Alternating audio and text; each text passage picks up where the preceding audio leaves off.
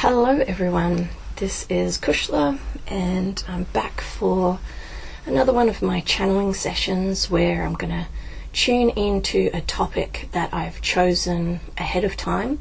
However, all of the information that you're about to hear is going to be where I'm in a state of meditative thought. I'm tuning into my higher self. I'm asking for guidance from the universal realm in a way where my question gets answered, so to speak. So last time I had the topic of grief, and that's what I wanted to learn about, and then I was given the title, and when I went into the channeling I then read out the title, gave my intention that that's what I wanted to hear about. So today, once again, I've been inspired by a particular topic, and this actually came about through a conversation with my husband, and I mentioned the word forgiveness, and in that exact moment I was like, oh, that'll be a really good topic to talk about and inquire about. And shortly afterwards I then got the name of today's channeling, and that is Unforgiveness and how it can deteriorate the overall health of the physical form. Now, I know that this is a particular topic that I've had a massive issue with myself due to unforgiveness being something that has bothered me for a long time. I think probably a lot longer than I realize. And it's something that kind of took me down a very negative path, because I suddenly became aware of myself as a totally different person when my traumatic past decided to come up and start talking to me, and I was absolutely thrown by how much hatred there was inside of me and how negatively I thought about myself. It was very confusing. I didn't know where it was all coming from, and it's something that's kind of stuck with me for all this time. It tends to throw me off center when I want to channel, when I'm trying my hardest to be, a empowered individual at the moment and share my stories and share my truth and my connection to my higher self, and try and help people by being as open as I can, because I know that what I've been through can help other individuals. But it's kind of like my wings are back and I'm ready to fly off and get all this amazing information, but I have this 10-ton weight and these shackles strapped to my ankles and a massive boulder attached to chains and all of that kind of thing.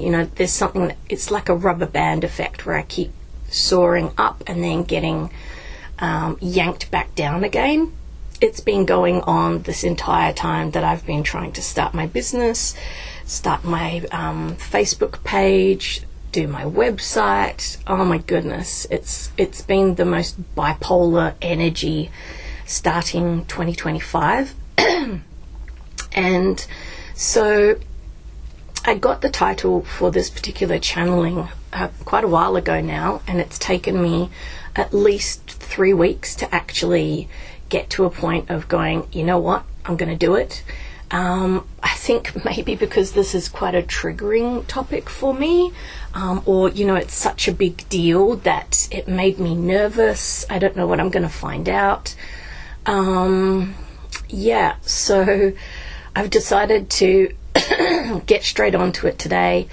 I wrote something yesterday that which I loved in the moment, but then afterwards all of this self-sabotage kicked in and kind of pummeled me down and convinced me, that it was rubbish and that I shouldn't share it, and that was the assumption I was under all yesterday afternoon until this morning.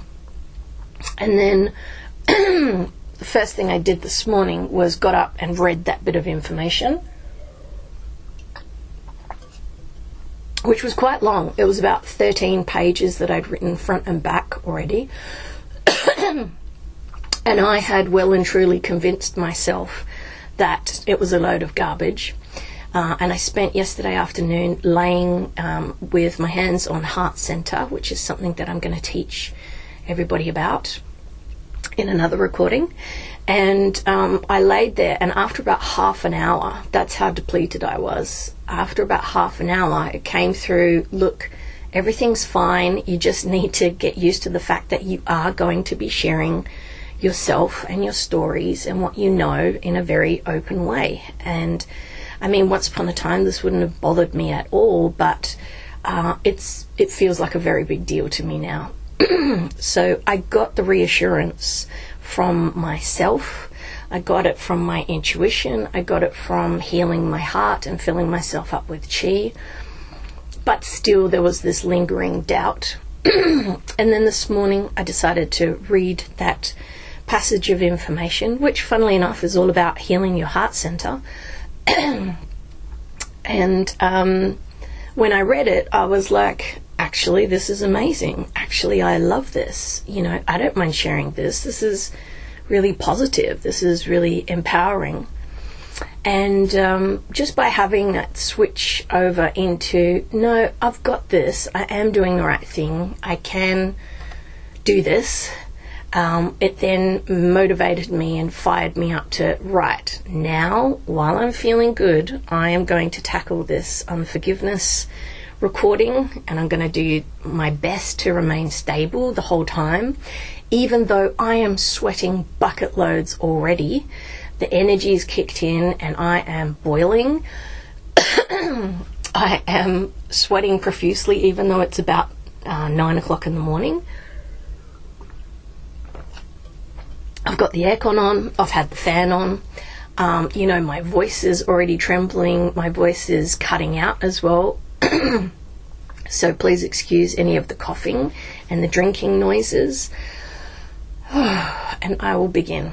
So today is unforgiveness and how it can deteriorate the overall health of the physical form.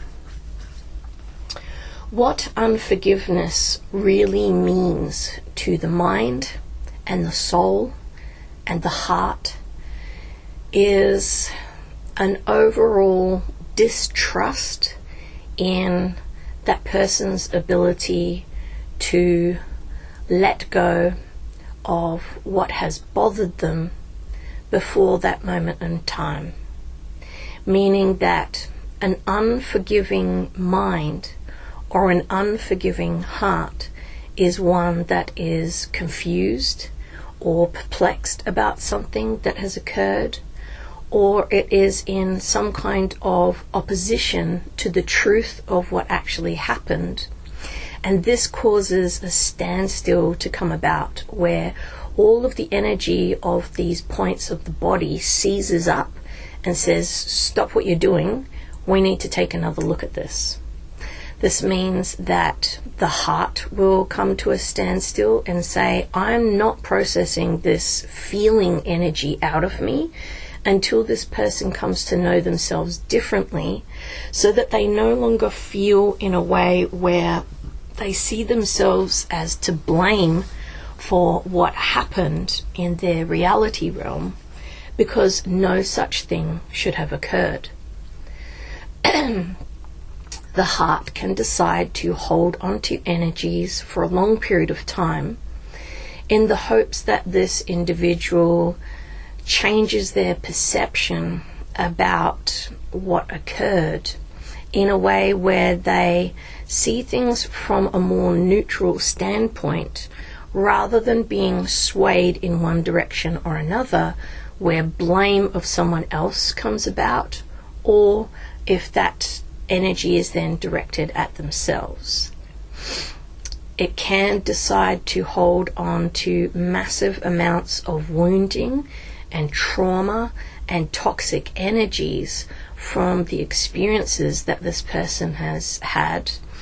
If that individual cannot see clearly what is going on around them from a neutral standpoint where anything is possible, rather than them seeing things from a victimized state or one of a shocked standpoint, or from a point of view where blame is thrown out willy-nilly, when in actual fact there's trickery involved or some kind of illusionary element that that person is not aware of for whatever reason. And this causes a build-up of toxic energies in both the mind and the physical body, because that information is never let go of in a rightful way, due to possibly the mind and the heart feeling differently about what's going on. The mind is more logical and it assesses situations in a way where it's more matter of fact. Things can be more black and white, so to speak, because it is seeing and perceiving and knowing things in the moments of something going on. Whereas the heart takes in information in a different way, where it is perceptive on a level of sense and feeling of the environment of the body, as well as what's going on with the skin and internally.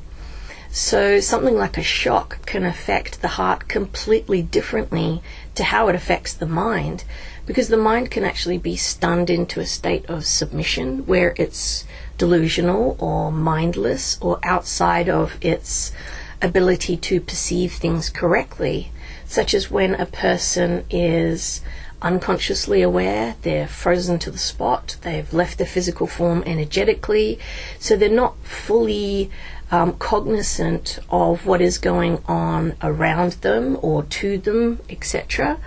Whereas the heart does not zip out of the body, it does not become unconsciously aware, so to speak. It stays within itself and presently aware and feeling all of the sensations in the body that the mind can sometimes not be aware of due to it being in an altered state of awareness. So one can perceive things as not really that bad because the mind has zipped out during the moment when a traumatic experience was being felt and experienced by the body, while the body is shocked and alarmed and it's angry and it's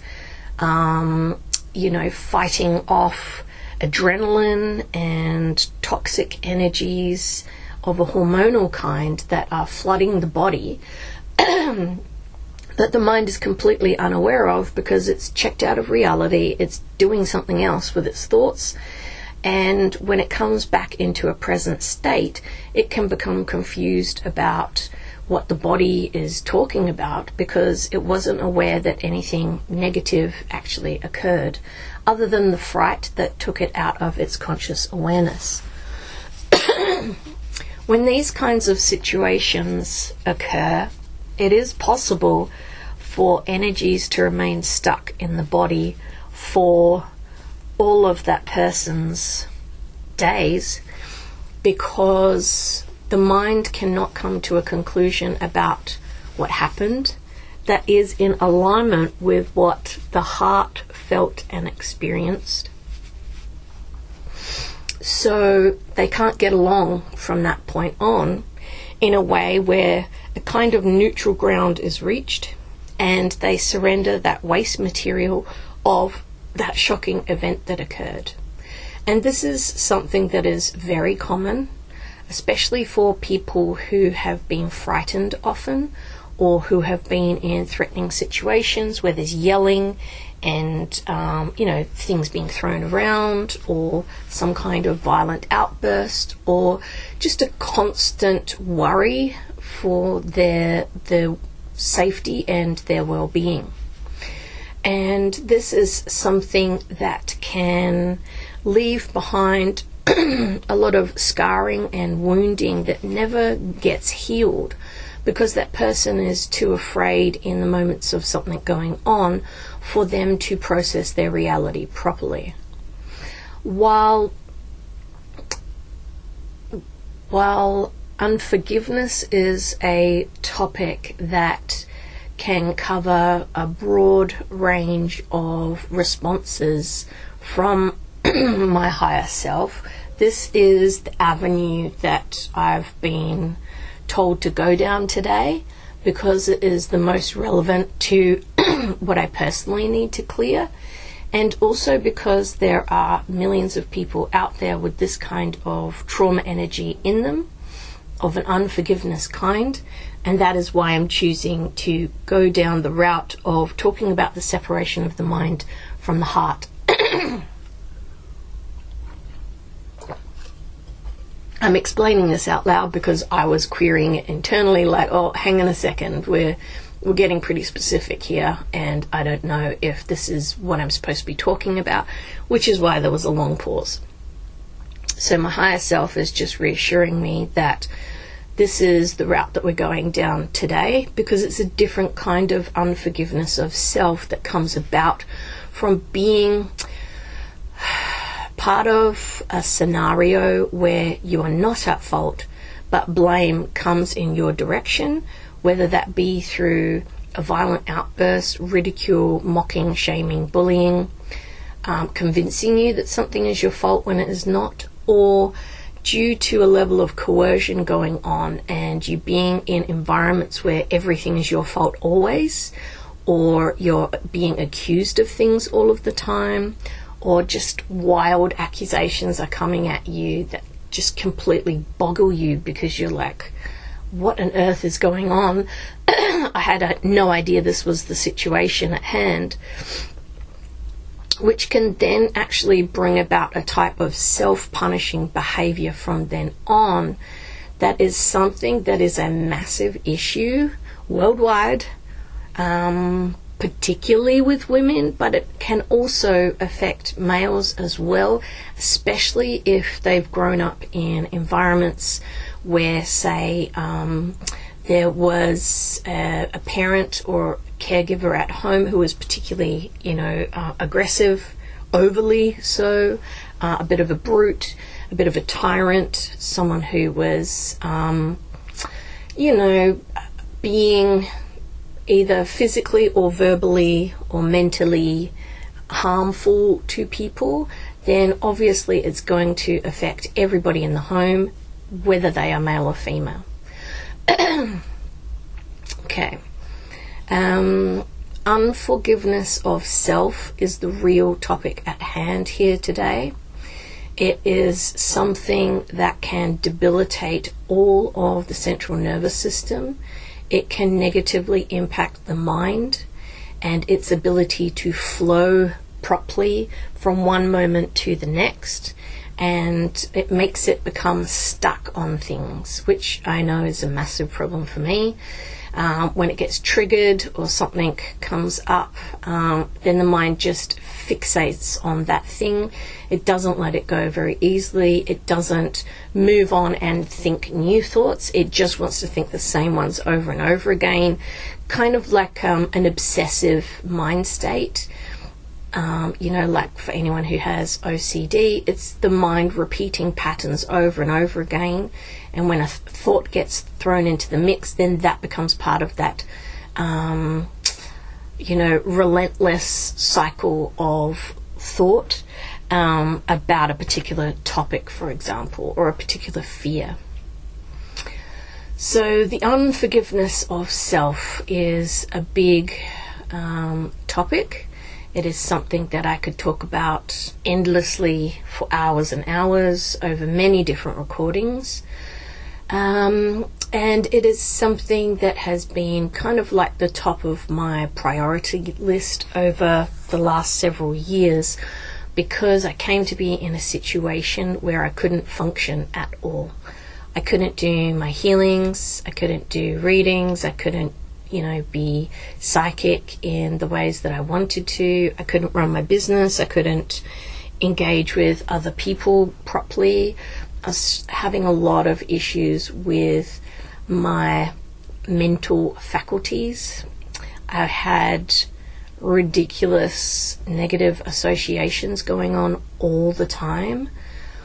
I couldn't do very normal everyday things.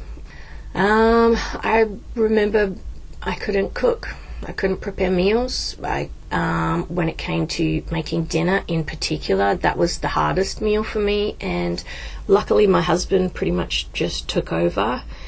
Even though he'd been at work all day, he would come home, he would prepare the dinner and get everything all sorted, and then we'd do it again the next day. I had a lot of negative associations to particular rooms in the house. I had issues with going to sleep at night. And there's a long laundry list of weirdness that I could talk about. And the reason why this is coming up, because once again, I'm like, why are we talking about this? What's this got to do with forgiveness? My higher self is once again reassuring me that it was because of my past coming up to make me aware of what was inside of my body in the form of toxic energies of an unforgiving kind, that I had a lot of delusion going on in my mind. A lot of my past was bleeding into my now. A lot of what I saw with my eyes was tainted by an awareness and a stench going on inside of me of some really toxic and vile situations that I'd been in my past. All of this energy was talking to me 24/7, making me unstable, making me hate myself relentlessly. It made me pile on loads of weight, which then also just added to my problems, because then I didn't want to see anyone because I felt ashamed of the way that I looked. And it just grew and grew and grew and grew, layers and layers of just really unhealthy thought matter that all stemmed from thoughts of an unforgiving kind. Okay, now you got my attention.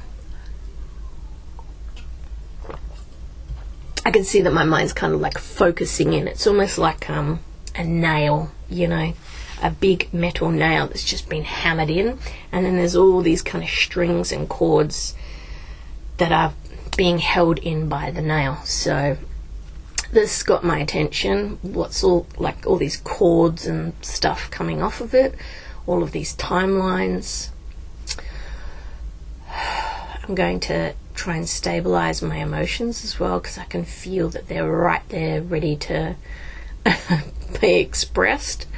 So a time of unforgiveness came to me when I felt like my world was ending, because my trauma had begun speaking to me even louder than the last time that it came up.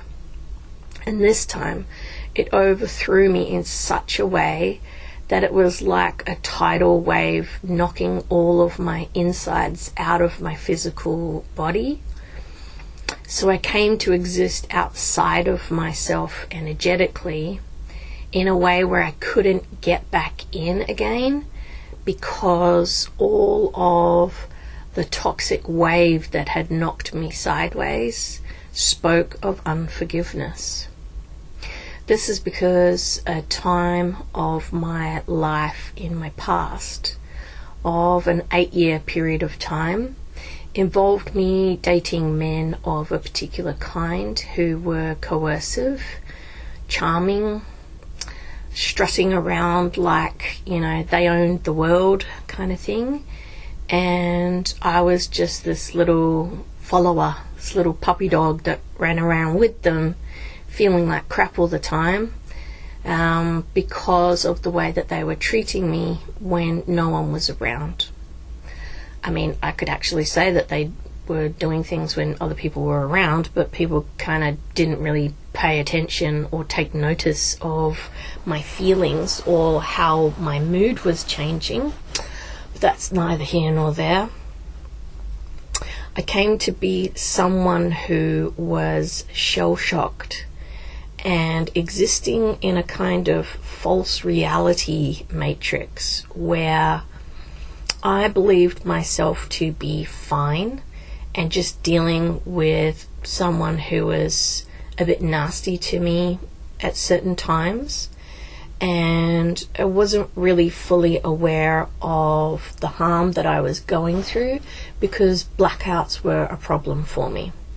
I was someone who fainted a lot inside of myself, and then I would come back into my conscious mind state when things were over, or they had settled down, or that person had left me alone, or they were no longer physically around me because they'd left and gone out for the evening, gone to work, whatever.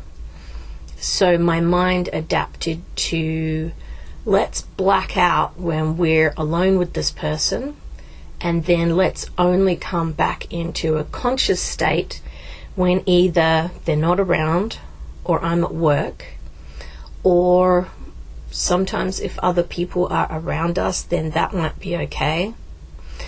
But for the majority of the time that I was with these people, I was not consciously aware.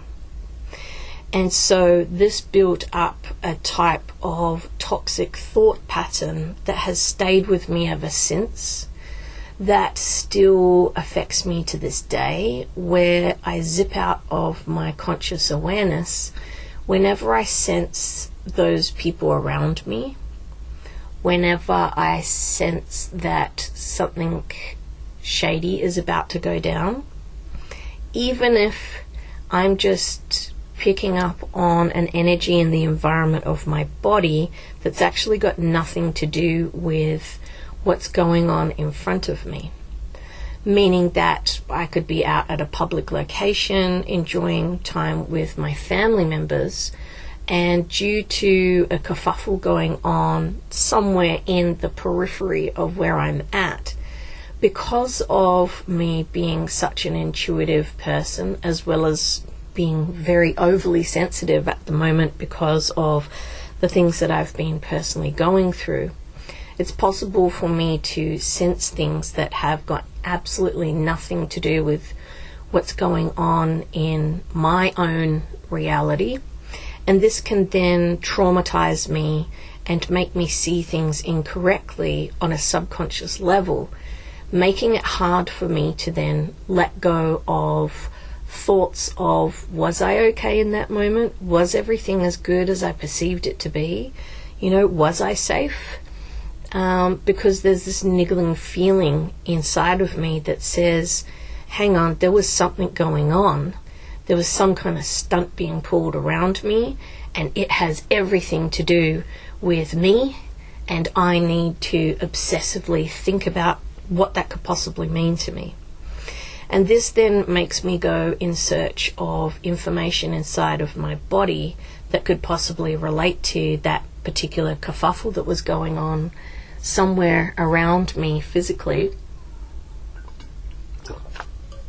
And because I have such a varied life experience with a whole backlog of, a whole catalogue of events that happened, particularly in one period of my life where stunts were being pulled 24/7 everywhere that I went, even if it was in another country, even if I was at a friend's house, or somewhere out in public, that didn't matter. One particular ex just followed me around and liked to mess with me just about anywhere that I was. Whether my friends were there or someone else, it didn't matter. So I have a lot of weird experiences, lots of question marks over a prolonged period of time that never kind of came to the conclusion that I'm okay and I'm safe and I'm away from this person now, because I never knew him to be the culprit to begin with. So while I'm deviating away from the whole topic of unforgiveness a bit, it's important for me to get context on what it is that's subconsciously bothering me, because a lot of it has to do with me not forgiving myself for not knowing that I was with a harmful individual. And this is part of the bigger topic of what is going on today and why I chose to channel this information, because a lot of people who enter violent and abusive relationships find it extremely difficult to let go of the harm that they went through, predominantly because they can't forgive themselves for not being psychic enough, or not being smart enough, or not being aware enough to know that this charming and charismatic individual who lured them into a false sense of safety, a false reality of I love and care about you and I want you to be around, we find it extremely difficult to let go of the idea that we are somehow to blame for the experiences that we had. I know in my case in particular, it was hard for me to get my head around the fact that this had happened to me more than once, because I entered a relationship when I was 18 for a couple of years, and I knew this person to be a bit of a psychopath. However, the damage was already done by the time, the light bulb went on and I saw things the right way.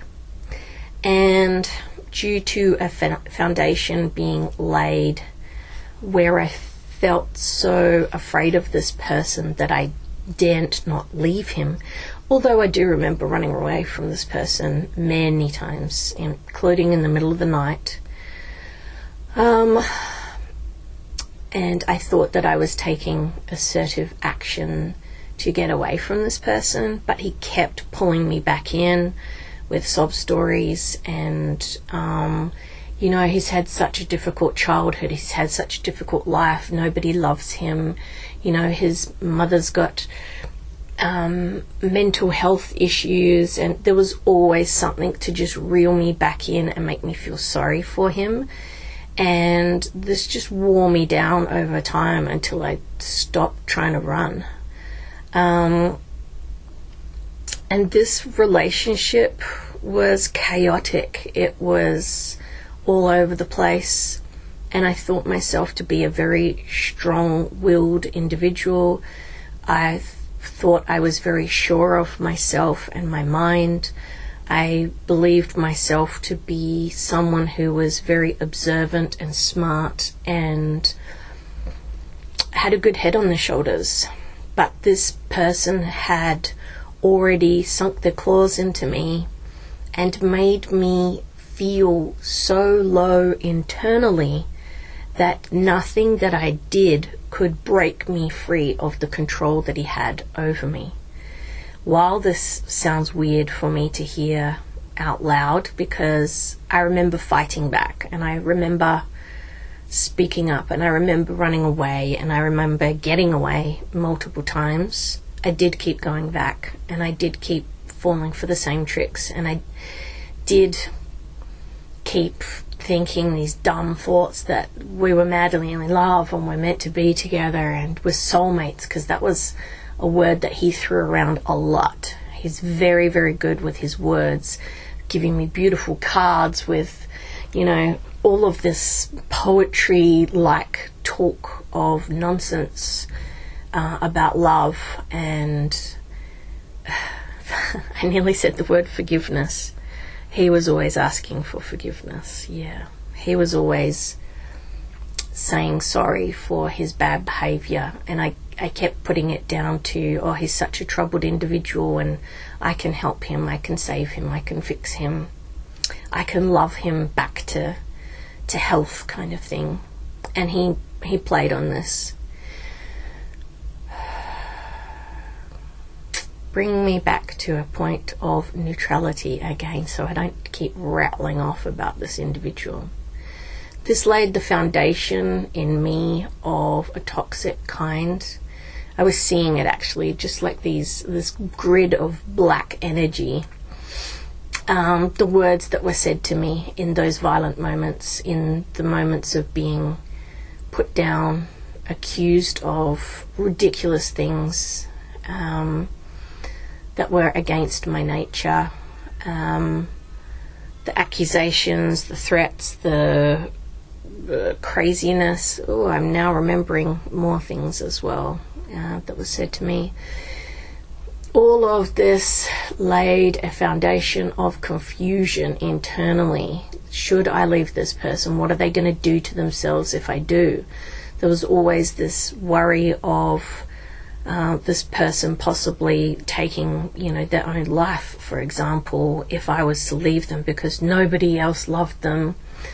There was this constant back and forth internally in my mind and my heart of what's the right thing to do here, because I was battling with myself of, what do I logically think and what is my heart telling me? And it caused a disassociation to occur between these two elements where they couldn't communicate with each other effectively anymore, because my head wanted to go, but my heart wanted to stay. And now I need to understand where that's coming from so that I can let go of this energy that I held on to all the way back then when I was 18 years old. It's possible when a violent altercation occurs that a person freezes inside of themselves in a way where a whole mass of energy is held onto. This involves biological mass of energy. It involves what the heart is personally going through on a level of scarring and toxicity due to violation and or feeling bewildered about how could this come to occur. And the whole body's reaction to certain events can become stuck in a person's metabolic framework simply because something is going on that the mind can't handle. It is possible that the mind can also freeze in a moment of terror, or in a moment of shock, or in a moment of something disempowering going on. And all of what it is aware of in that moment of something bad happening can then eat away at that individual internally, like a little bug gnawing away at a piece of wood, for example. It has a corrosive element to it where these thoughts and these feelings and all of what the biology is responding to in that moment. And if the skin is literally crawling with grossness and the body is feeling intense rage or feelings of a disempowering kind that are on, high alert. They're at the maximum levels of expression. This alarm bell is ringing through the body. There's a siren going off as loud as possibly can be.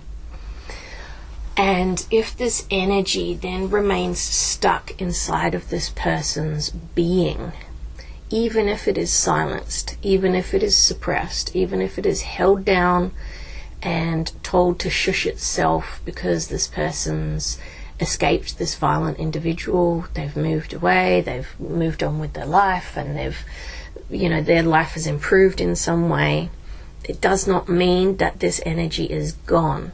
It has merely been mutated and silenced for the meantime, rather than it actually having been processed and left the physical form.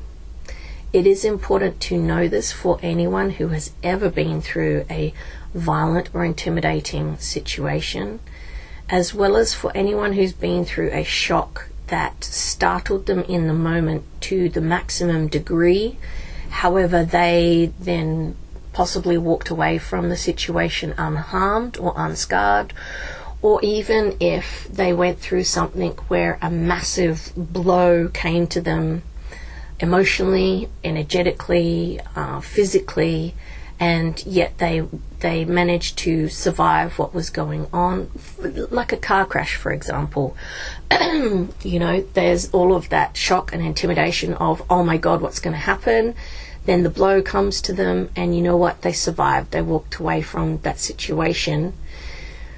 Anyone who's been through these kinds of impact wounds, these types of shocks of an intense kind that come with a powerful blow to the psyche and the physical illness on an energetic level, whether it's physical or not, they need to know that there is a possibility that this energy has stayed with them and it is sitting dormant within the body simply because something happened where that individual was unable to forgive themselves in a moment of shock for having been in the altercation that they were in. This means that, say, in the car accident experience, if that person happened to get in the car with someone who had been drinking, or they got in a car with someone who they knew wasn't a very good driver, or they couldn't see very well, or just something gave them a sense of awareness before they got in the vehicle, like something bad was about to happen, and they chose to get in anyway. And then some kind of accident happens, and they walk away from the experience, but maybe somebody else didn't. There would be a level of guilt and shame and unforgiveness that possibly may not be computed by the mind in that moment or in any moment since, simply because that person is thinking thoughts of, thank God I survived, thank God I'm still alive, or they could even be swamped by grief of other people not having made it, and they could have been the only survivor or one of the only survivors. And this would leave them in a kind of paralyzed state internally where they're unable to fully let go of that moment of shock simply because they had so many confusing energies going on all at the same time, like relief but regret, and shame and guilt and unforgiveness, but also feeling elated that they managed to walk away from the accident. This is just an example that I'm being given because there is a varied type of energy that comes with these types of experiences. And it's important to cover all the bases, so to speak, because many people have different types of wounds of an unforgiveness kind that involve both shock and relief or elation, or some kind of response that is opposite to what actually happened. So in my case, all of the toxic and harmful thoughts that I had in an unconscious state of my mind then became met with a type of relief when I came back into conscious awareness that, oh my God, okay, I'm alive, I survived, I'm still here, I can go and do my normal activities today, I could do this, my family doesn't have to deal with the grief of having lost me or lost my life, and because those are the types of feelings and thoughts that I have inside of me that I'm not actually aware of. Forgiving myself for thinking that I had died and that I would not survive the encounters that I was going through, and then the guilt and the shame that I felt that my poor family is now going to have to come to my funeral, for example, and they're not going to know what actually happened to me. Someone's going to make up some story and they're going to believe it, and I'm going to feel terrible about that because I know what's really going on and I never spoke up and told them anything. Ooh, that's a big one.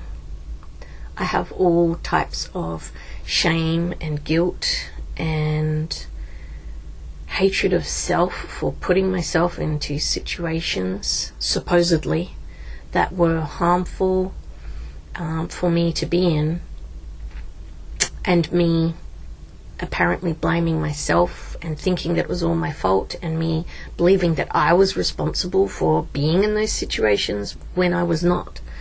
There were many times when I was drugged with Rohypnol. There was many times when I was taken out of my conscious awareness. And while I won't go into how those things happened, it is important for me to recognize that a lot of the issues that I have with being around my family members that confuse me daily is related to these energies that have resurfaced, where I felt guilty about the possibility of my poor family members having to come to my funeral and them not knowing that it was because I was in an abusive relationship. Yeah, okay, that makes a lot of sense. I have a lot of energies in me that keep me away from bonds of love. There are a lot of toxic residues that speak to me all the time about what a terrible person I am and how can I stand being the person that I am as a result of all of these things that have happened to me. Even though I've fought really hard to be okay with it all, I've taken more than 7 years to sit with all of the ugliness every single day, just so that I could bring myself back to a point of like, okay, so what? Let's move on, you know? Okay, I went through those things, but I'm not going to keep punishing myself for not knowing what a lot of people don't know. And I can't keep punishing myself for the way that my body responded, the way that my mind reacted by blacking out. It's a natural bodily response. I can't keep hating myself for becoming unconscious when drugs made me submit myself in a particular way where I couldn't fight back and I couldn't move and I couldn't run and I couldn't get away from the danger. That's not my fault, you know. How am I meant to know when something's in my food or something's in my drink, or that evil intentions are around me, you know? I'm not that kind of psychic, you know. Well, even if I was, like, I was so coerced, I was so dare I say love struck and under a spell that is hard to fathom or put into words, but I never saw it coming at any point in time. And this is mostly due to the types of people that did these things to me. It's got everything to do with them and nothing to do with me, because I know that I am an overly cautious person. I always have been. I don't flirt with people. I don't put myself out there. I've never been that person. I've always been more on the timid side, standing back. Even when people approached me, it took people to lure me into a false sense of security in order for me to fall for their tricks. I worked with one of these individuals. That's how we came to know each other. And the other person I met through, let's say, close circles, and they had been in them for a very long time. So my guard was down when I met this particular individual. So I need to stop beating myself up for thinking that I would just take any cab off the rank, that any old scumbag could just approach me and I'd fall madly in love with them and run off and let them abuse me. That's not the case at all, and I need to stop having these kinds of thoughts deep down inside of my wounding in a way that I'm not aware of, because this is extremely harmful for my mind to experience, because it knows a truth that is different to what I am aware of on a physical level. This is where the unforgiveness comes in. This is where the confusion lies within me, because my body interpreted so many things in a particular way, where it was almost as if I was just laying down and letting these people do whatever they wanted to me. Because Rohypnol has a way of tricking the body into thinking things of a very unhealthy nature, because all of the nervous system is relaxed. None of the body is responding with alarm in a way where that person gets up and runs or they fight back. They can't.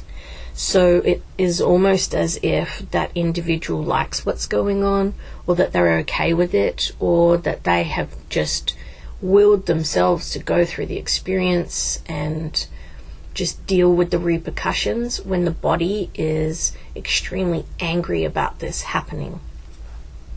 Okay?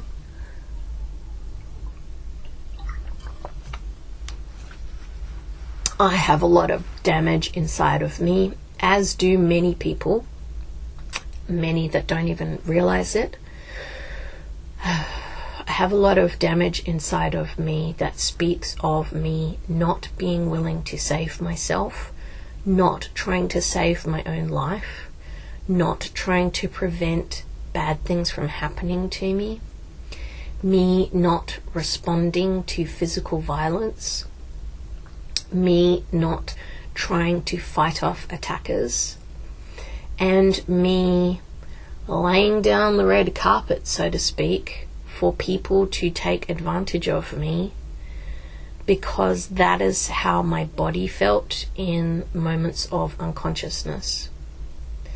My mind, however, interpreted a lot of what went on in a completely different way, where, say, if it was on Rohypnol, it's doing everything it can to try and get the body to respond with fight-flight energies going through the body.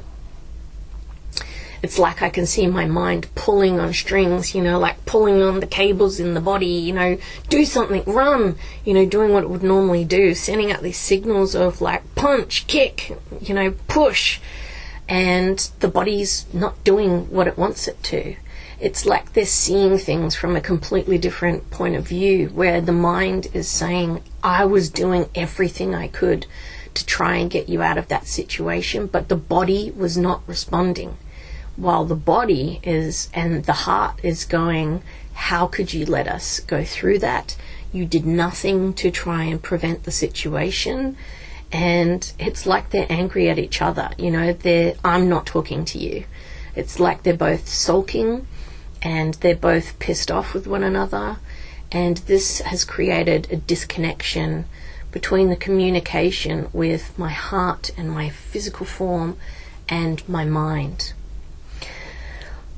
I'm being told that this is why I have a lot of issues with my physical body feeling properly. Sometimes I'm ice cold, even when it's a boiling hot day, and I have to get myself a hot water bottle. Especially if I go through some kind of shock, I can go ice cold. I'll have, 5 blankets on me and a hot water bottle, and my husband will come home from work and he'll be like, okay, you realize it's, 45 degrees out there. But I'm in some kind of state of non-physical reality, and that's interesting for me to hear those words, because I've often wondered what it was that was going on. I have a lot of issues with my body being physical on an energetic level, and I'm being told that a lot of this has to do with that mind-body relationship and the disassociations that happened a long time ago, and a kind of continuation of these problems, because when all my trauma flared up, a lot of that response to those times in my life also came up as well. So I'm being told that by talking about these issues and recognizing the unforgiveness that occurred between my heart and what it felt about my mind, and my mind and its unforgiveness of my physical body due to it not reacting and responding in a correct way, due to it being completely paralyzed and dumbed down by a medication that I had been given that I was not aware of consciously before falling into unconsciousness. This is part of what plays a role in the unforgiveness, is not knowing that when I became unconscious, as I fell to the ground or however it occurred, my mind was panicked and going, what is going on? It started freaking out. It grabbed hold of the body, those kind of cordings, like the nerves or, the nervous system, whatever it is that I'm seeing. And then it fell into unconsciousness. And it tried, as it might, to wake up the body, get it to move and respond. But hours went by where I was stuck like this. And then by the time I came back into conscious awareness again, my mind was so burnt out. It was so lacking in chi, because it had been trying for such a long time to wake up the body and get it moving again and out of the situation that I was in. Meanwhile, fight flight was going on, and all of those hormones of trying to get me to run was also happening.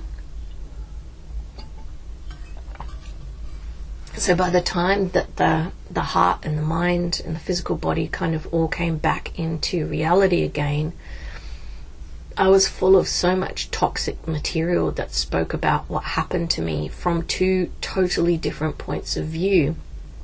One being from my mind being angry at the body for not working properly, and my body being super pissed with my mind that it did nothing to help it when it was calling out for assistance, as well as all of the fight-flight energies of alarm and it trying to respond, but nothing was happening.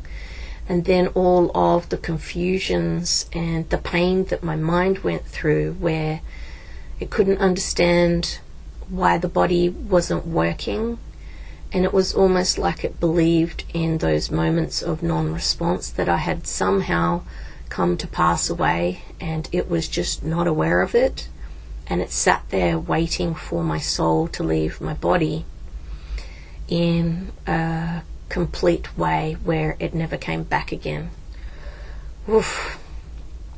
This is the kind of experiences that people who have been roofied can go through, and all of what I've spoken about can be left behind on an energetic level in a capacity that is so debilitating for the mind and the physical form to be aware of, that many times a lot of the mind's own energetic resources will be used up trying to fight off the signatures of, look at me, I've got something to say to you, that's going on in the body on a level of that trauma energy being left behind, which then severely compromises that person's ability to be mindful and now in their state of conscious awareness.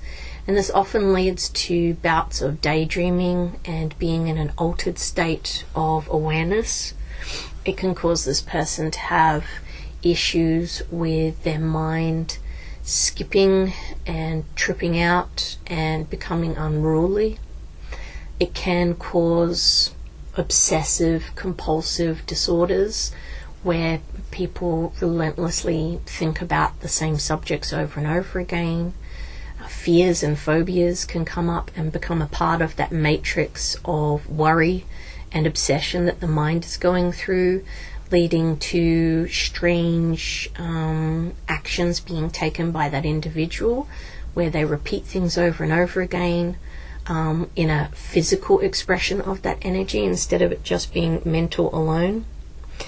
It can also cause issues with a person feeling properly, whether that's feeling inside the body and the beingness, or outside the body and the environment, or the totality of all of these things, which is something that I have personally been struggling with for a very long time. I said only recently to a friend that 2025 has been the year where I finally started feeling again, and it's so bizarre to feel after such a long period of not being able to. It's almost like I'm being given the analogy of someone who has had eyesight problems, and then they suddenly, they have, say, an operation, and then they suddenly get to experience sight for the first time. Or someone who's had issues with hearing, and then, they get a hearing aid, or they have some kind of operation, and then sounds come into them for the first time. That's the only way I can describe going from the numbness that I have felt for years now, where I can't properly process my life and my experiences in a way where they actually penetrate the inside of my body. It's like I've had a Teflon coating, probably some kind of defense mechanism, but it was horrible to go through because I couldn't experience joy. I couldn't really feel things in my heart, and I'm a very loving person. I'm a very joyful person. I'm someone who loves to have fun and mess about, and to literally push myself to go and have certain experiences that should make me feel a different way, and you just feel the same all the time. It was such a horrible experience to go through. But something happened over the Christmas period that brought a lot of feeling back into me, where I finally felt like a connection to the life around me. And this then spurred a lot of positive thoughts, which then spurred me to feel like, hey, maybe I can start sharing online again. Maybe I can start trying to reconnect with people again. And that's when I started feeling joy again. Like I literally every day was so excited if I just felt anything positive at all, or just felt something. And that's literally only just happened in the last couple of months. And it's been like a whole new experience for me that's very exciting. And I want to have more of those types of feelings of a positive kind. And that's why I'm sitting here spilling my beans yet again, because I know that by having these talking sessions that I'm becoming more aware of myself and what I'm currently dealing with. And I also know, even though it's hard for me to comprehend sometimes, that me talking about what I've been through can help other people. But I'm being reminded of something profound that happened for me just by reading a book. I picked up a book that I would not normally be attracted to. It's not, and this is in no way a reflection of this individual, because I think that they're quite charming and, a good person at heart. But I came to be drawn to a particular book that spoke to me and said, pick me up, read me, and don't put me down until you've purchased me. And I took it home and I read it, and oh my goodness, it touched on so many subjects that were very validating for me. Not all of our experiences were the same. There's plenty that were.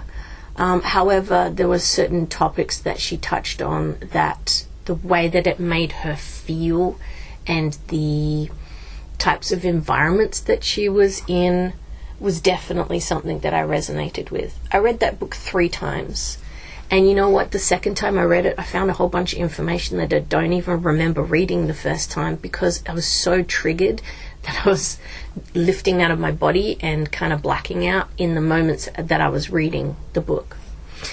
This book was somebody's life story. It was a memoir.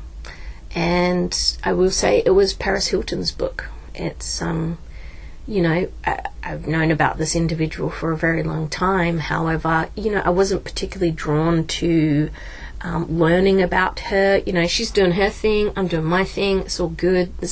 There was nothing in it. But I felt very guided to grab this book. I think a friend may have even recommended it, which happens from time to time. It doesn't necessarily mean that I'm going to follow that advice.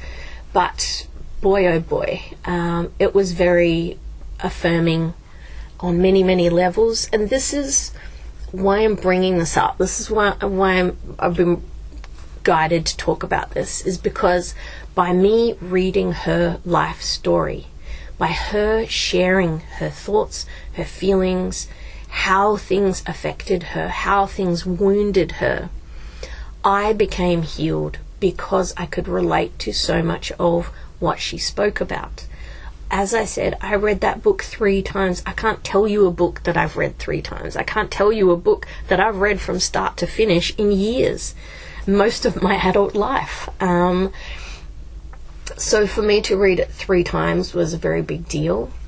And I'm being told that this is what I'm doing with these talking sessions, even though they trigger the heck out of me. I'm sweating, but I am ice cold.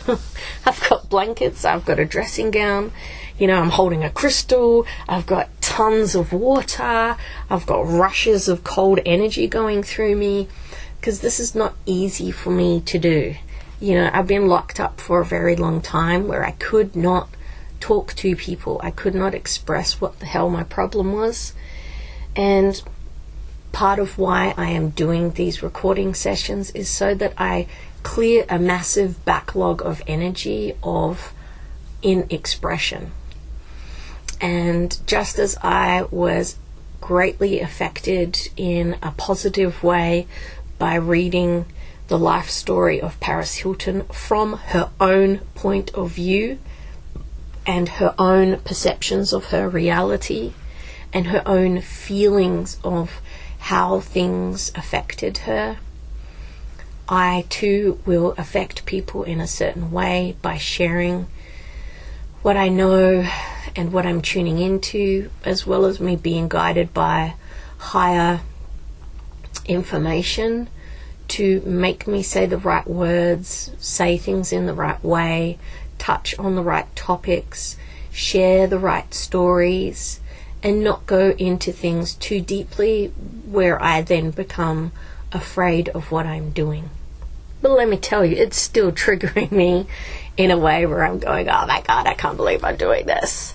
But I've had 7+ years now of trusting this voice that speaks to me from within, and I've got myself to a point of going, you know what, I'm just going to do it and see what happens. Because I remember after doing the grief channeling, I literally felt like I'd won $1 million. Like all of these conflicting feelings of elation and holy crap, but being thrilled and like adrenaline running through my body and me releasing old energy, but also like kind of terror of like, oh my God, what have I just done? There was just so many different reactions going on in my body, but overall just a sense of like, whoa, I can't believe I just did that. And it was like, I imagine, you know, if you won $1 million, that's how you'd feel. You'd be feeling all the great feelings, but then there'd possibly also be like oh my gosh, you know, how's this going to change my life? Oh my God, what's going to happen if this person finds out, or that person, you know, like I imagine there would be a range of both good and some weird or negative emotions being expressed at the same time. That's how I felt. I'm trying to lighten the mood a bit so that I can continue to talk about unforgiveness. And I just needed to kind of shake off some of what was personally affecting me, because it's really good at holding me down. It's really good at submitting me and making me squash myself energetically and mentally, because it's such a heavy energy and there's layers and layers and layers of it. And there's such a long period of my life where I engaged with the same people over and over again, particularly because of the initial scarring that happened with that first abusive relationship.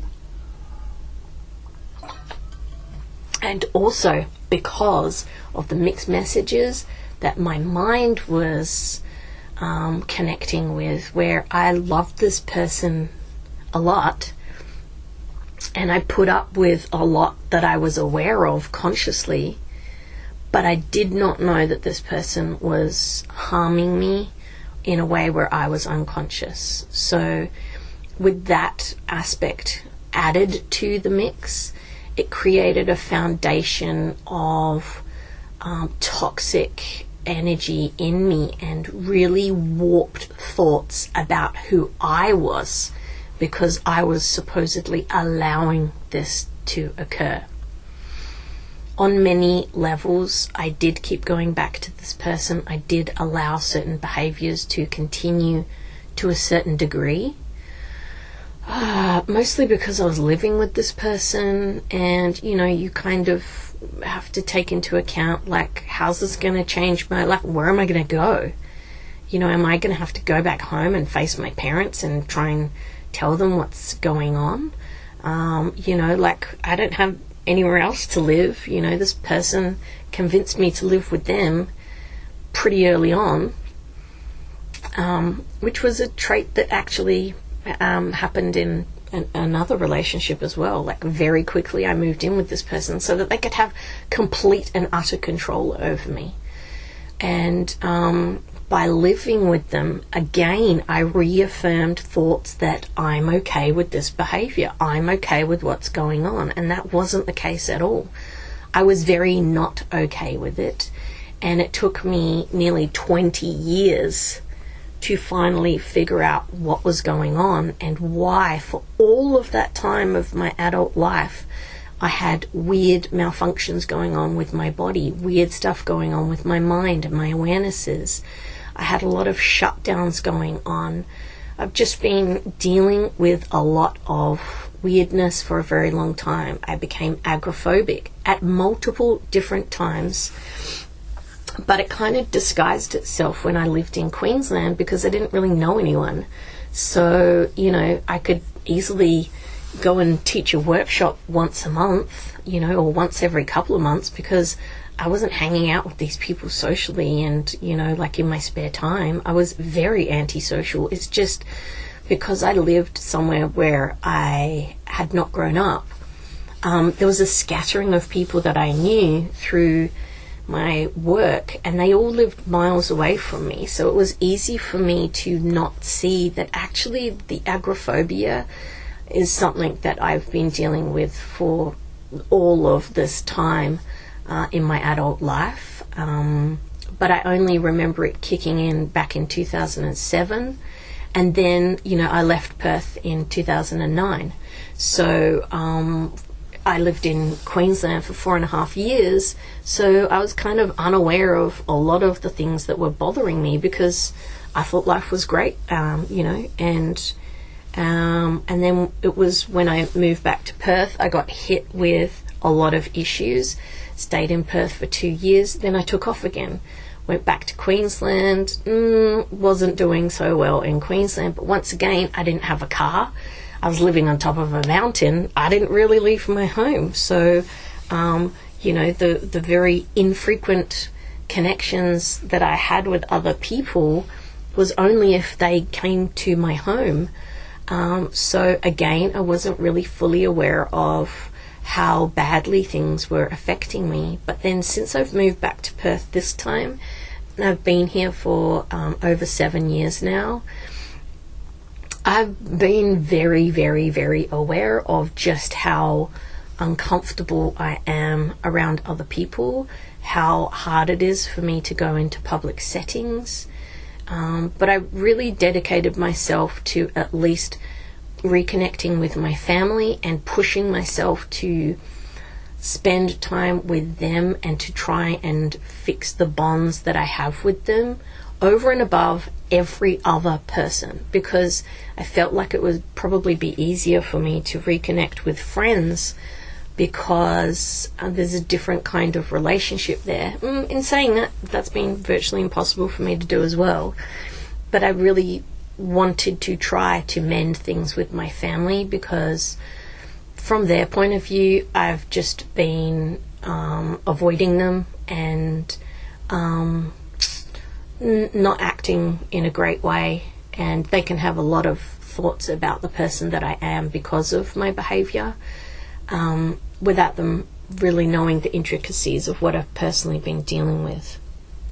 A lot of this has to do with unforgiveness of myself, and being back in Perth has put everything on loudspeaker. Everywhere I go, I'm reminded of the person that I became when I was 18 years old. I'm reminded of the person that I was in my 20s, and then I'm aware of the person that I was after the most scarring relationship, when I then entered into, I want to say, a friendship with someone, because we weren't really properly dating, because this person was pushing all of my buttons, but that dumb side of me internally that's going, everything's fine, everybody's wonderful, we're having a great time together, this person's charming and funny and it's good looking and everything is wonderful, you're just being paranoid, you're just scarred because of, your previous interactions with men. I was squashing everything down in my intuition, but at the same time I had my eyes wide open with this third individual. And I want to bring this back to why it has been so difficult for me to live in Perth again, because this has a lot to do with today's topic of unforgiveness and how it can deteriorate the overall health of the physical form. My health has suffered a lot because of the toxic energies that I hold inside, mostly because my mind and my body is suppressing so much toxic energy. All of the chi that people normally have to do physical activities, think positive thoughts, go out and be social and have a protective field around you that helps you to not be bothered by what you're aware of. All of that energy in me is being used to shield me from what I'm aware of subconsciously, and it's time for this to change. So I'm going to switch into just listening to what the higher realm wants to talk to me about unforgiveness and the toxicity of what's going on when I refuse to forgive myself for being the person that I am as a result of the experiences that I've had in my past. I am not aware of a loathing that is going on internally, because I came to be okay with myself after having gone through a lot in my past and finding love again in its purest form. I have not forgiven myself for having gone through experiences that I held on to where bonds of love are involved, which means that I'm holding on to my first toxic relationship and the abuse that I went through, and how much I loved this individual is what is holding in place all of the confusion and the toxic residues, because my heart believed in those feelings that I had at the time, where the mind dismissed much of this energy because it was aware of things in a different way.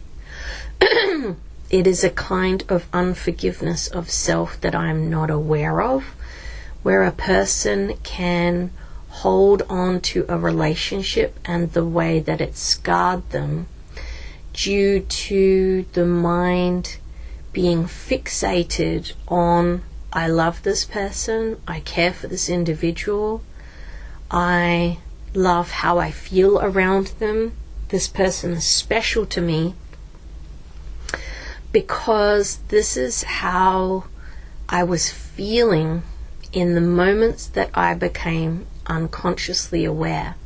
So when my mind began to become unstable from Rohypnol hitting my bloodstream, my mind was in a blissful daze of delusion of being madly in love with someone, or even madly in lust with someone.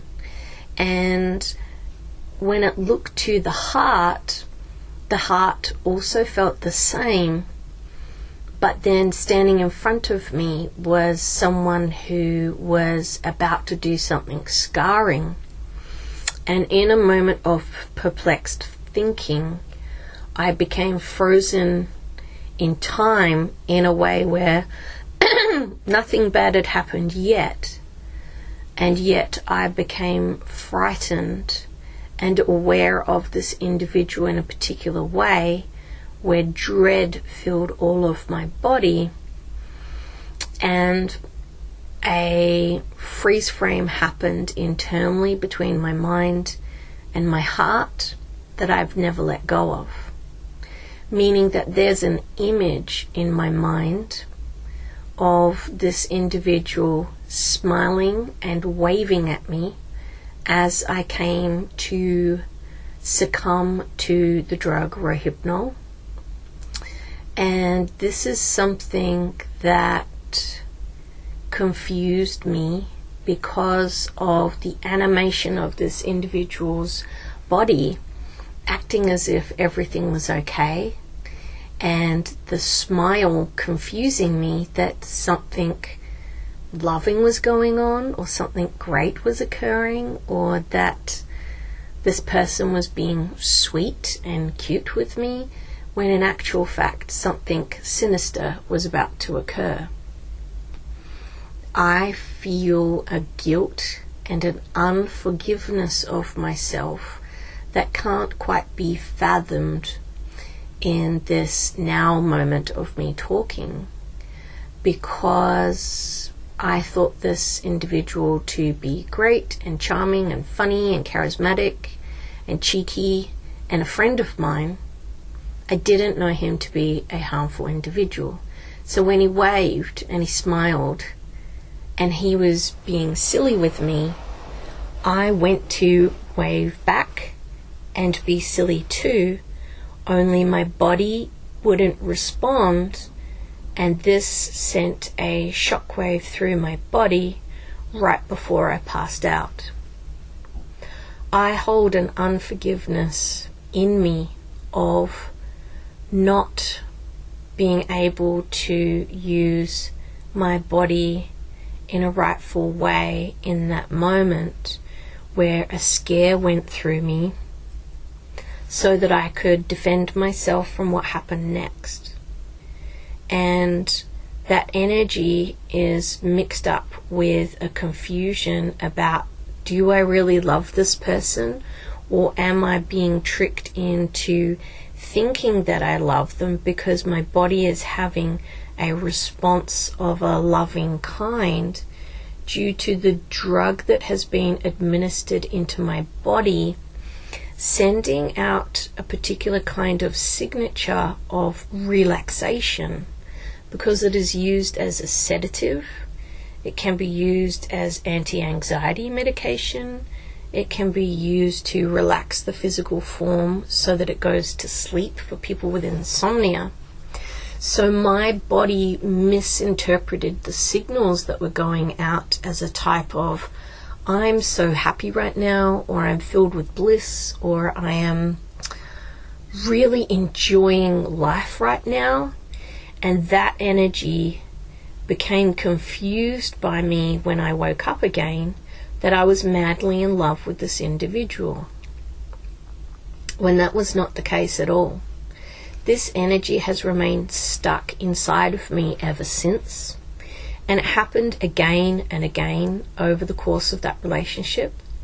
It happened again later on in my life when the second individual did the same thing. And then again later on when I'd escaped that second harmful individual and I came to be with the third.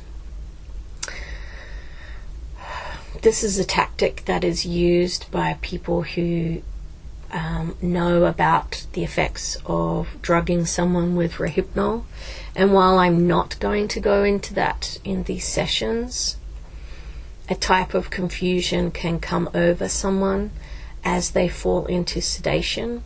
If that other person is laughing and joking around with them, or if they are acting in a way where everything's okay and it's not, or if they are making out with you or making you feel lust and like everything's pretty wonderful right now, or if they do some kind of action where your mind becomes confused, so it freeze frames and holds on to that moment right before you pass out. I'm talking about these things because there are many people who have experienced the same thing that I have. And while I won't go more into the kinds of scenarios that can happen with that drug, I am saying it so that I recognize what I went through personally, so that I let go of these bonds and these ties to these twisted individuals. I am not aware of the unforgiveness that I hold inside of me because I have not let go of the love that I supposedly had for these individuals who harmed me. I have not forgiven myself for loving these people in a warped way that confused me later on. Because I know that I fell head over heels for the first individual, even though he wasn't my usual type. I wasn't that attracted to him. I wasn't, madly in love with him when I met him at work. I just came to be obsessed with this individual in a way that confused other people around me. But I was a very headstrong individual. I was totally swept up with these feelings that I had inside, that this was my person. I'm going to spend the rest of my life with him. He's amazing. Without there being any context to why I felt that so strongly.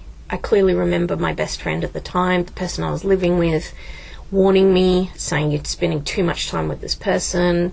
I think this is unhealthy. I think, this is a toxic relationship." I did not listen to a word that she said. I was adamant that she was wrong. She had an issue with me spending more time with this other person than with her. Something to that degree, I was adamant I was right, she was wrong, but she saw what was going on. But even she didn't know what was really going on because she was friends with this person as well. The exact same thing happened the second time around as well. I became obsessed with this person. When am I going to see him again? Even though he did not fit into my life at all. He was a square peg in a round hole, and I was ready to live life to the max. I just got away from a particular kind of controlling relationship. I had moved on. I had freedom. I was ready to party up a storm. I was ready to let loose and just live again, instead of constantly following someone else's rules and always doing what this other person told me to do. Otherwise there was going to be an issue if he didn't get to do what he wanted. So when this person who did not like the same things that I do or did at the time, he didn't fit into the friendship group, he didn't fit into the environment, he didn't fit into the party scene, he didn't fit into the clubbing and me wanting to dance all night long every single weekend. He did not fit that scenario at all. It was like access denied. And yet I had none of those thoughts in my brain at all. I just thought, how lucky am I that this person allows me to go out with my friends? How lucky am I that he doesn't have a problem with me partying all weekend, and I can come home to him in a stable environment. Everything is great. In fact, I denied that entire relationship and what it meant to me for so long that it took me 20 years to actually see things in the right way. And that is the power of being coerced, and also the power of having all of these confusing signals going on inside of your body when you come to be unconscious, whether it's on Rehypnol or through some other form of out of bodiness, out of mind, out of the here and now. And I'm saying this because there's a level of confusion that stayed with me because of those freeze frame moments that can occur before you black out, before you leave your body, before you faint, before you become unconscious. And these have the power to anchor you to a particular time period, a particular thought process, a particular expression of your self energy. And this is something that I've had a massive issue with for all of the years since.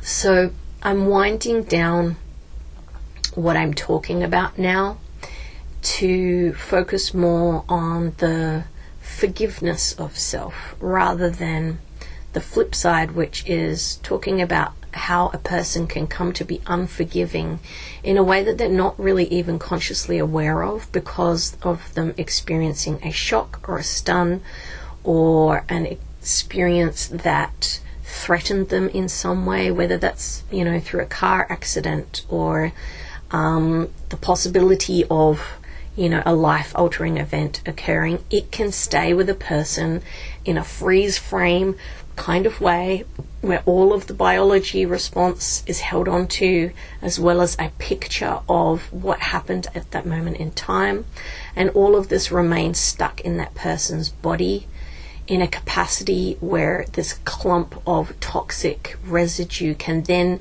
become shielded and protected by the mind and the chi within the body, which can then alter a person's ability to be healthy on a level of chi and energetic expression, because so much energy is being used up by that person suppressing that trauma with the energy resources that are available to them within their physical form. I have a lot of pockets of chi that are holding onto very dark and toxic energies that involve these images that are held onto of some individual, I wanted to say a swear word then, some individual smiling at me and waving as I came to be unconscious. And these are particularly scarring images that confuse me internally, and that's why I've held on to these mass of memories and toxic time periods, despite me doing a hell of a lot of work on myself to correct my thoughts, see things in a rightful way, forgive myself, and try to move on with my life. There's still been these anchor points within me of these blackened boxes of memories connected to these 3 people from my past, as well as everything that connects to as well, because I wasn't able to figure out what it was that was holding these things in place. But now I know. It's like a Polaroid picture, a little snapshot of that moment of suddenly becoming aware of my body not working properly and a shock going through me while someone was smiling in my face right before something bad happened. These were important images for me to see, as well as many others that I've become aware of as I'm talking to you, that I have not verbalized, which will help me to then let go of those blackened boxes. I'm seeing them almost like Jenga cubes, but a bit more square and blocky, a bit bigger, and they're black, almost like shiny, almost like reflective. So if my mind tried to pay attention to them, kind of like a light would glimmer off of them. No, look away. Nothing going on here. Remember that love. Remember that trickery that you experienced at that time. Remember the great things about this person. Never, ever look beyond the shimmer on the surface of the blackened box or tile or whatever it is that I'm looking at. But now I can. Now every part of me is willful and determined to look in to those little coffins that are inside of me, and I'm gonna stare down every single bit of that black energy until it comes to dissipate and be free from my physical form.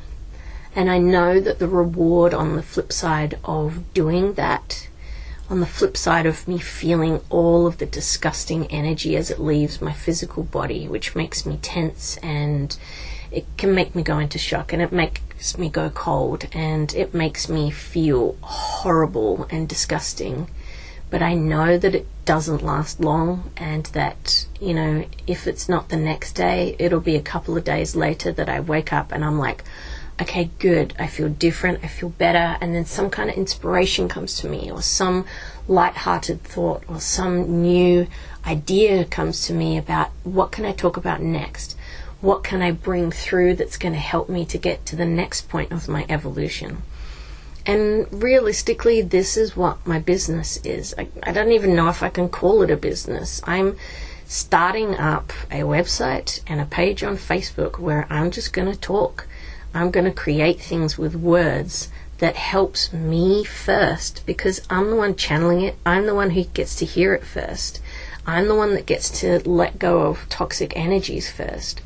I'm going to bring something through that's verbal communication, whether it's a meditation or one of these self-awareness sessions that I'm doing right now. And I clear my old energy first. And in me doing so, I then help someone else to do the same. Just like the Paris Hilton memoir book, which I highly recommend reading, even if you're not into her, or how she's lived her life. I think that it was a very powerful thing that she did. Interestingly, 20 years later, she found the guts to share her side of the story, which is what I'm doing right now. I learnt that it's more important for me to get this energy out of me and to share it in a powerful way, so that hopefully I can help other people by me expressing my truth in a way that other people can hear it and learn from it, and they can listen to it as many times as they want, or just once, or not at all. Or they can just, hear my meditations and heal themselves, and we never have to talk to each other. We never have to engage with one another if that's what they prefer. But I'm doing everything that I'm doing right now to empower myself first, and then I'm being brave and I'm putting it online and letting anyone in the world listen to it, in the hopes that maybe something that I've said helps them to unlock some old energy that is inside of them, that has held them in a space of unforgiveness or shame or guilt or self-loathing, or whatever other heavy, boggy energies that they could have possibly submitted themselves to, and they come to relieve themselves in a way where they're just in the comfort of their own home, listening to the words that I'm saying, and there's changes going on subconsciously in their mind just because they heard a story that I told, just because I was telling my truth. And some part of them could relate to either a little bit or many things, or even the whole story that I told. And that makes me feel good about what I'm doing, and that helps me to grow. So I'm going to finish off by saying that Forgiveness is a powerful energy of transformation. It has the ability to let the mind be free of old bondage and wounds and cords of a connective kind that tie you down energetically to things that you have experienced in your past that you would rather forget or let go of or never think of again. Forgiveness frees you of bindings and connections to other people, other time periods, and other ways of expressing your beingness, so that you can come to be nowful in the present day in a way where you are all of your expressive qualities of self, in a way where you are more lightful and energetic, you are more joyful and presently aware, and in a way where your body allows itself to bring in more chi of a positive kind, so that you can surrender any boggy and old and dark energies that you may have accumulated at any point in your life. Forgiveness is an all-encompassing energy where freedom is felt by just about every single particle of your being, because forgiveness tells the mind the correct thoughts to have, which then allows it to expand its consciousness field out in a way where it sheds old and toxic mass, which then allows more chi to enter the body to fill the womb full of light, as well as the heart and the mind, so that all three components of being, all three zones of body, can then fill up with a lightful energy that helps all of the physical form to purge low vibration energy mass, so that you become freed of things that you may not even be aware of that you're holding on to, such as carrying the weight of the world on your shoulders, carrying almost like a dead body that's hanging on to you, a corpse of your past self that has come to exist in your auric field without you being aware of it, because something triggered an awareness of who you once were in some of the worst moments of your life.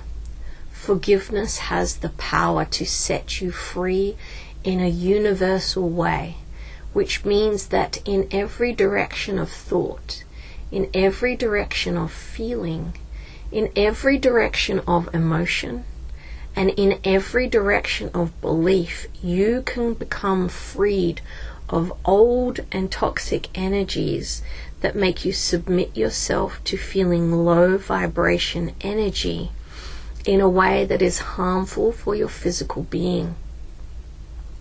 Forgiveness is something that can help you to be powerful in who you want to be next, as well as in your current moment in time, in a way where you will yourself to be powerful enough to embody what you are becoming next as a totality energy.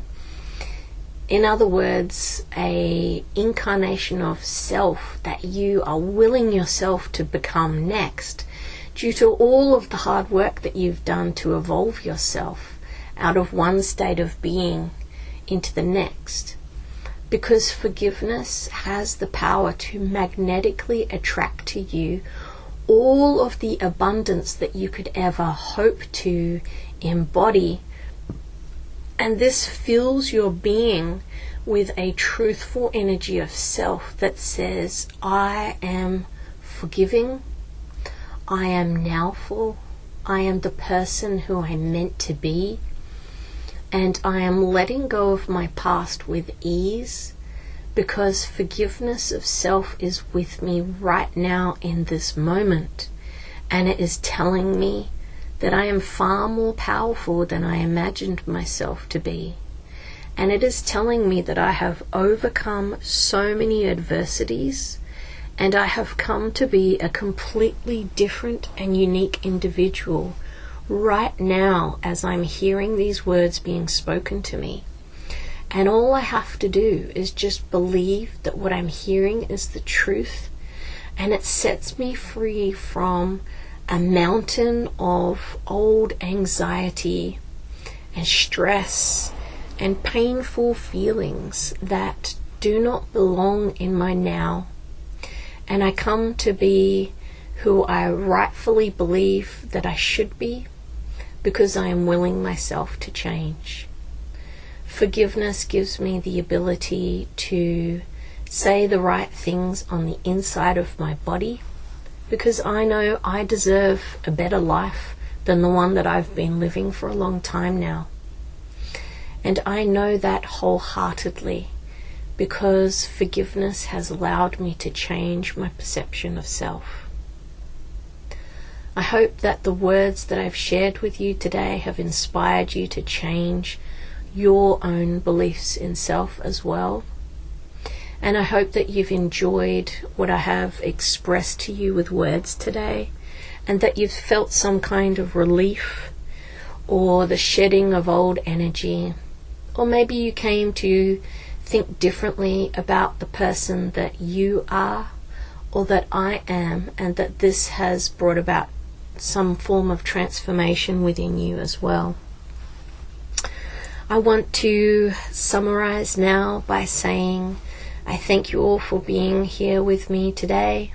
I know this session was a little bit longer than the previous one, or maybe a lot if I open my eyes and check the time.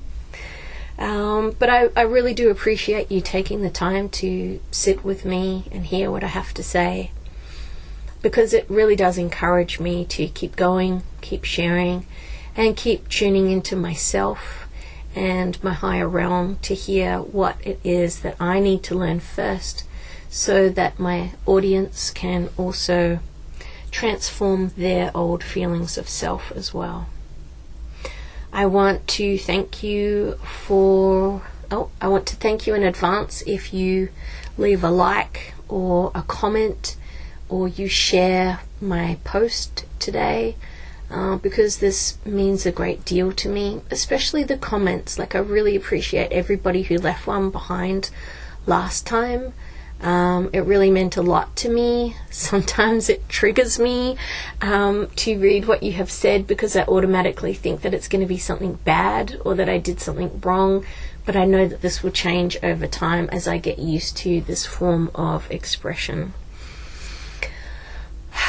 I just want to thank you all for being with me here right now.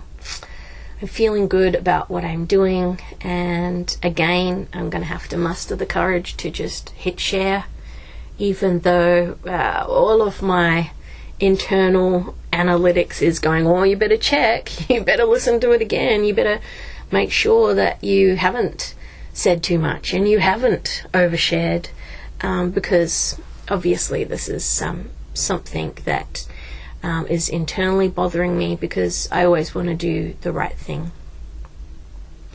I'm going to wind this down now and say to you that I hope that by now you have joined me on my brand new Facebook page that I haven't even shared on my Facebook profile. I've quietly messaged a couple of people and told them about it, but I'm on Facebook. It's called Channeling with Kush, and I hope that you come and join me. I also have a website that I haven't told anyone about, hardly anyone. It's www.channelingwithkush.com. There's not heaps on there at the moment. I'm still finding my feet with how I'm changing my business structure, so bear with me. It will get more added to it, but for now I'm just enjoying the process of feeling guided in the moment to say something or write something or channel something, and that's just what I'm doing. So I really hope to see you on my Facebook page. I really hope that you feel guided to share with anyone that you know who could be struggling with unforgiveness, or maybe even some weird health issues that have no explanation, because a lot of the time trauma is to blame for these weird bodily malfunctions. Okay, everybody, thank you again so much for joining me today. Peace out.